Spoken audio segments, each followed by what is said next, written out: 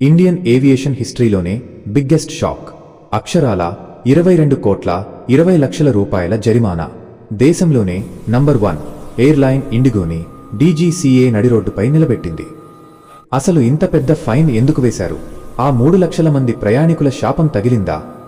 పూర్తి వివరాలు ఈ వీడియోలో చూద్దాం. DGCA full form.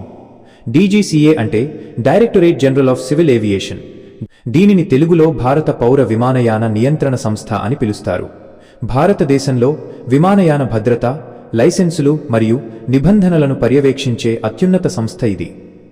ఇవాళ మనం ఒక సెన్సేషనల్ టాపిక్ గురించి మాట్లాడుకుందాం. దేశంలోనే అతిపెద్ద ఎయిర్లైన్ ఇండిగోకు మన దేశ విమానయాన శాఖ డీజీసీఏ 22,20,00,000 రూపాయల భారీ జరిమానా విధించింది. అవును, మీరు విన్నది నిజమే. అక్షరాల 22,20,00,000 రూపాయలు. ఇండియన్ ఏవియేషన్ హిస్టరీలోనే ఇదొక రికార్డ్. అసలు ఇంత పెద్ద ఫైన్ ఎందుకు వేశారు? 2025 డిసెంబర్లో ఏం జరిగింది? Let's dive in. ఆ 3 రోజుల మారణకాండ. డిసెంబర్ 2025. దేశవ్యాప్తంగా పండగ వాతావరణం, కానీ ఎయిర్పోర్టుల్లో మాత్రం యుద్ధం జరుగుతోంది. ఇండిగో వేసిన తప్పుడు లెక్కల వల్ల సుమారు 2,507 ఫ్లైట్స్ క్యాన్సిల్ అయ్యాయి. వేల సంఖ్యలో విమానాలు గంటల తరబడి ఆలస్యంగా నడిచాయి.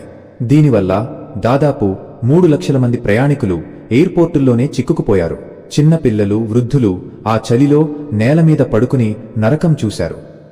ఢిల్లీ నుంచి ముంబైకి టికెట్ ధర 15,000 నుంచి 20,000 రూపాయలకి పెరిగిపోయింది. అసలు కారణం ఏంటో తెలుసా? పైలట్ల కొరత. దాదాపు 65 మంది కెప్టెన్లు లేకపోయినా లాభాల కోసం ఇండిగో విమానాలను నడిపించి చేతులెత్తేసింది. డీజీసీఏ కొట్టిన దెబ్బ. లెక్కలు ఇవే.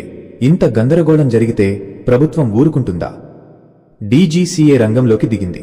జనవరి 17, 2026న ఇండిగో మీద కొరడా జుళిపించింది. జరిమానా బ్రేక్ డౌన్ చూడండి. 6 రకాల నిబంధనలను ఉల్లంఘించినందుకు గాను 1,80,00,000 రూపాయలు. సమస్యను వెంటనే సర్దుబాటు చేయకుండా 68 రోజుల పాటు నిర్లక్ష్యం వహించినందుకు రోజుకు 30 లక్షల చొప్పున 20,40,00,000 రూపాయలు. మొత్తం కలిపి 22,20,00,000 రూపాయల ఫైన్. ఇది చాలదన్నట్టు భవిష్యత్తులో ఇలా జరగకుండా ఉండేందుకు 50 కోట్ల రూపాయల బ్యాంక్ గ్యారంటీని కూడా సమర్పించాలని ఆదేశించింది. సీఈఓ పీటర్ ఎల్బర్స్ పనితీరుపై కూడా తీవ్ర అసంతృప్తి వ్యక్తం చేసింది. ముగింపు. ఇకపై ఆటలు సాగవు. మిత్రులారా, ఈ ఘటనతో ఒక విషయం స్పష్టమైంది. లాభాల కంటే ప్రయాణికుల భద్రతే ముఖ్యం. రూల్స్ బ్రేక్ చేస్తే ఎంతటి పెద్ద సంస్థకైనా చుక్కలు కనిపిస్తాయని డీజీసీఏ నిరూపించింది. మీలో ఎవరైనా ఆ డిసెంబర్ నెలలో విమాన ప్రయాణం చేసి ఇబ్బంది పడ్డారా? ఆ చేదు అనుభవాన్ని కింద కామెంట్స్లో మాతో పంచుకోండి.